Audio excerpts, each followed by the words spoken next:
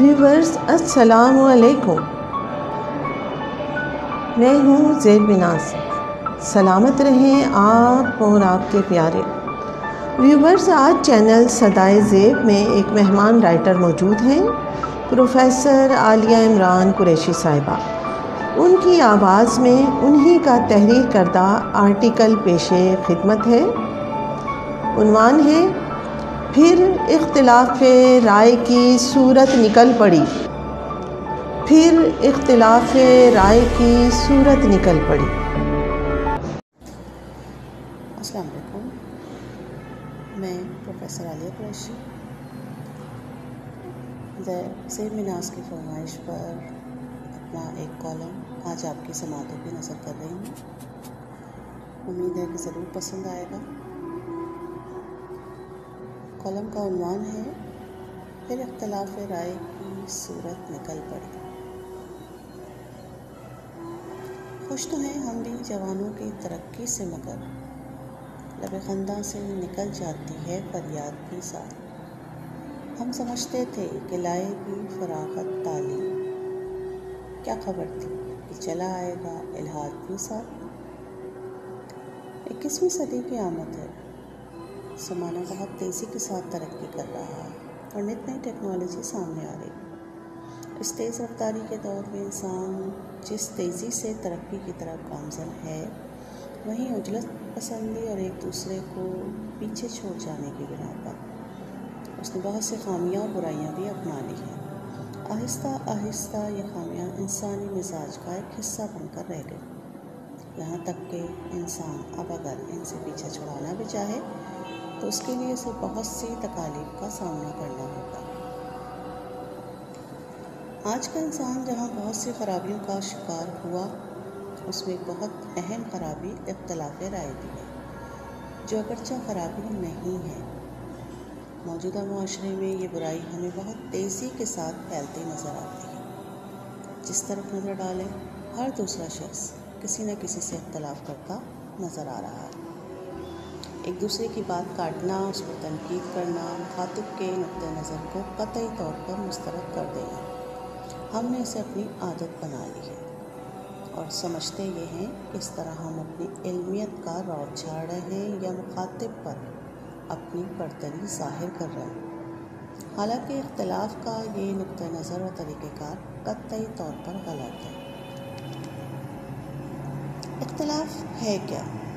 اس میں کس حد تک آگے بڑھا جا سکتا ہے؟ اور سب سے بڑھ کر یہ کہ تعمیری اور تقریبی اختلاف میں کیا فرق ہے؟ اسلام میں اس کا اصل مفہوم کیا ہے؟ اس سے زیادہ تر مسلمان ناواقف ہیں۔ ایک دوسرے سے اختلاف کوئی معیوب بات ہرگز نہیں ہے، بلکہ یہ ہمیشہ سے انسانی ذہنوں کی وسعت کا باعث بنا ہے، بشرط یہ کہ اختلاف کرنے والے شخص کو اپنا مخالف ہرگز نہ سمجھا جائے، کیونکہ مثبت اور تعمیری اختلاف سے ہی نت نئے پہلو سامنے آتے ہیں اور انسانی ذہن بہتر افکار کی طرف گامزن ہو سکتا ہے۔ ایک مفکر کا کہنا ہے کہ جب تمام لوگ ایک جیسا سوچیں تو کوئی بھی شخص بہت زیادہ نہیں سوچتا۔ تقلید کی روش سے تو بہتر ہے خودکشی، رستہ بھی ڈھونڈ خضر کا سودا بھی چھوڑ دے۔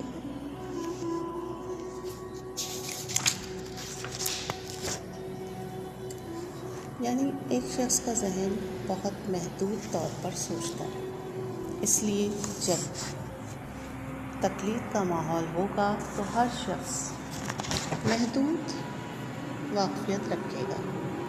اس کے برعکس اگر تمام لوگوں کو مکمل آزادی اظہار حاصل ہوگی تو لوگوں کے درمیان مختلف خیالات کا تبادلہ ہوگا، ہر شخص دوسرے سے سیکھنا شروع کر دے گا۔ اختلاف رائے کے ذریعے لوگ ایک دوسرے کے نقطہ نظر پر تنقید کریں اور یہ تنقیدی عمل ذہنی ارتقاء کا لازمی جزو ہے، اور تنقید کا خاتمہ اصل میں ذہنی ارتقاء کا خاتمہ ہے۔ تمام علمی اور سائنسی ترقی اس وقت شروع ہوئی جب اسلام نے قدیم جبر کے نظام کو توڑ کر فکری آزادی کے دور کا آغاز کیا۔ اس کا راز یہ ہے کہ ذہنی ترقی ہمیشہ تبادلہ افکار کے ذریعے سے ہی ہوتی ہے زندہ فقط وحدت افکار سے ملت، وحدت و فنا جس سے وہ الہام بھی الہاد۔ اور اگر غور کریں تو معلوم ہوتا ہے کہ ایک دوسرے کی تقلید میں سوچ کے تبادلے کا عمل یکسر رک جاتا ہے۔ انسانی فطرت کو اگر پیش نظر رکھا جائے تو پتہ چلتا ہے کہ دو مختلف انسان یقیناً دو مختلف سوچ رکھتے ہیں۔ بہت سے معاملات میں ان کا نقطۂ نظر بڑی حد تک تو ایک جیسا ہو سکتا ہے، مگر یہ توقع رکھنا کہ وہ ہر معاملے میں ایک ہی جیسا سوچتے اور سمجھتے رہیں گے، یہ سراسر حماقت اور بڑی حد تک حقائق سے چشمپوشی ہوگی۔ بحیثیت انسان اختلاف ازلی حقیقت ہے، جیسا کہ سورہ بقرہ سے پتہ چلتا ہے کہ اللہ تعالیٰ نے فرشتوں کو پیشگی یہ بتا دیا تھا کہ نسل انسانی ایک دوسرے کی دشمن ہوگی۔ اس پر فرشتوں نے خدا سے کہا تھا کہ ایسی مخلوق کیوں پیدا کر رہا ہے جو فساد کرے گا؟ کیا ہم تیری اطاعت کے لیے کافی نہیں؟ اس پر اللہ نے فرمایا تھا کہ جو کچھ میں جانتا ہوں وہ تم نہیں جانتے۔ یعنی انسان کو اس دنیا میں خلیفہ کی حیثیت سے بھیجا جا رہا تھا، اور یہ بات سمجھنے کی ہے کہ خلیفہ کی ضرورت ہی وہاں ہوگی جہاں جھگڑا، فساد اور اختلاف ہو۔ جہاں فساد ہی نہ ہو وہاں خلیفہ کی ضرورت بھی باقی نہیں رہتی۔ گویا یہ خدا کی طرف سے ایک طے شدہ امر تھا کہ جب دنیا آباد ہوگی تو یہاں انسانوں کے درمیان اختلاف اور نزاع کی صورتیں بھی پیدا ہوں گی۔ اس سے معلوم ہوا کہ انسان کے لیے اس کے خالق نے ترقی کا یہ کورس مقرر کیا ہے کہ انسانوں کے درمیان خیالات کا ٹکراؤ ہوگا، اور یہ ٹکراؤ اس کی سوئی ہوئی صلاحیتوں کو جگانے کا سبب بن جائے گا۔ اس پہلو سے دیکھا جائے تو اظہار رائے اور اختلاف رائے اشد ضروری ہے، کیونکہ جب سوچ کا تصادم نہ ہوگا تو ذہنی جمود بھی نہیں ٹوٹے گا۔ تقلید سے ناکارہ نہ کر اپنی خودی کو، تقلید سے ناکارہ نہ کر اپنی خودی کو، کر اس کی حفاظت کہ یہ گوہر ہے یگانہ۔ قرآن بغیر اعراب کے نازل ہوا۔ اس کی وجہ اس کا عرب قوم پر نازل ہونا تھا، اور انہیں اس کے تلفظ اور ادائیگی پر پورا عبور حاصل تھا۔ مگر جب دائرہ اسلام تیزی سے پھیلا اور غیر عرب دائرہ اسلام میں داخل ہوئے تو ان کے آپس کے تعلقات بڑھے۔ پھر قرآن قرأت کا مسئلہ پیدا ہوا۔ ہر قوم اپنی قرأت کو درست اور دوسرے کی قرأت کو غلط قرار دینے لگی۔ جب نوبت لڑائی جھگڑوں تک جا پہنچی تو حجاج بن یوسف کے عہد میں قرآنی الفاظ پر اعراف متعین کر کے تمام مسلمانوں کو قیامت تک کے لیے ایک قرأت پر متفق کر دیا گیا۔ اس طرح ثابت یہ ہو کہ اگر اختلاف نہ ہوتا تو ایک قرأت کا تعین بھی نہ ہوتا۔ پھر اس کے نتیجے میں کتابت کے فن نے ترقی کی، اور پھر جب لوگ قرآنی معنوں میں اختلاف کرنے لگے تو اس سے ایک لسانی بحث کا آغاز ہوا، جس کا نتیجہ یہ نکلا کہ اس سے مسلمانوں میں عربی زبان کے ماہرین پیدا ہوئے، عربی لغات تیار کی گئیں جو کہ اس سے پہلے موجود نہ تھیں۔ اس طرح جب لوگ شرعی امور میں طرح طرح کے اختلافات کرنے لگے تو اس کے نتیجے میں فن اسماء رجال، علم فقہ، علم تفسیر اور دوسرے علوم باقاعدہ صورت میں مدون ہو گئے۔ نگاہ وہ نہیں جو سرخ و زرد پہچانے، نگاہ وہ ہے کہ محتاج مہر و ماہ نہیں۔ فرنگ سے بہت آگے ہے منزل مومن، قدم اٹھا یہ مقام انتہائے راہ نہیں۔ اگر دور اول میں یہ سب اختلافات پیش نہ آتے تو نہ ذہنوں میں بیداری پیدا ہوتی اور نہ علوم و فنون کا ارتقاء ممکن ہوتا۔ اور سب سے بڑھ کر مسلمانوں کے لیے قابل فخر بات یہ کہ ہر شعبہ علم میں مسلمان ماہرین سب سے پہلے سامنے آئے۔ انہوں نے اس وقت کے تمام علوم میں امامت کا درجہ حاصل کیا۔ روشن اس ضوء سے اگر ظلمت کردار نہ ہو، خود مسلمان سے ہے پوشیدہ مسلمان کا کردار۔ اور جب مسلمان علمی ترقی میں آگے بڑھ گئے تو پھر ان کے افکار کا ٹکراؤ غیروں کے بجائے آپس میں ہی ہونے لگا، اور یہ سب معجزاتی واقعات آزادانہ فکری تبادلے کے نتیجے میں پیش آئے۔ غرض یہ کہ فطرت کا مقرر کردہ واحد ترقیاتی پیمانہ یہی ہے، افراد کے لیے بھی اور اقوام کے لیے بھی۔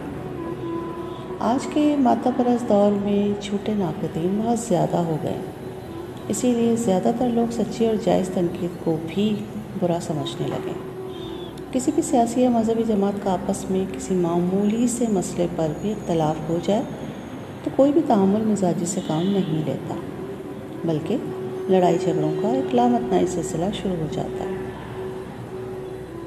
بسا اوقات اختلافات اس حد تک بھی بڑھ جاتے ہیں کہ اپنے موقف کو درست ثابت کرنے کے لیے انسانی جانوں تک کو داؤ پر لگا دیا جاتا ہے، اور المیہ یہ کہ اس پر دکھ کا معمولی سا بھی احساس نہیں ہوتا کہ ہم ایسے گناہ میں ملوث ہو چکے ہیں جس کا کوئی کفارہ نہیں ہے۔